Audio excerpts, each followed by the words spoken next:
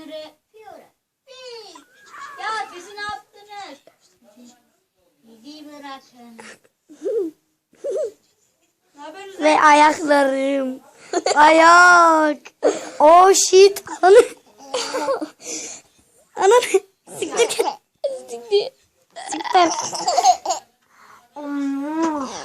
Aa bu da Şaban. Şaban'ın oğlu. Şaban'ın oğlu bebeği. Ananı. Ver çekim ver. Ayaklarım. Dur lan ayağını çek. Ya bir sus ya Mamera. Ananı. Ağzına vurdum. Lan ayağım. Ayağım nasıl yaşamam? Ya Kaan. Kaan yapma. Yapma. Ananı. Ya hocam ne oldu? Ya Kaan gel. Demmi.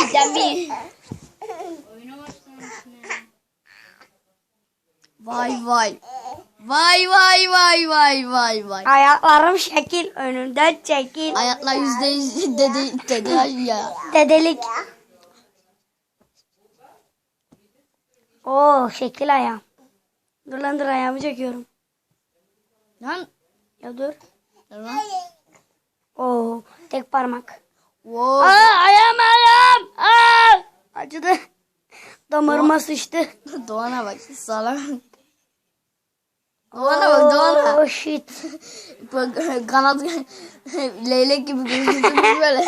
Ve ayaklar şekil. Ay ayağım ağrıdı. Çıkar ayağımda. Şaban Anam yumruk attı. Yumruk attı. Gel. O sen şuraya falan git ya. Biraz daha uzaklaş. Nani deli. Bu da Doğan. Doğan bilgisayar oynarken.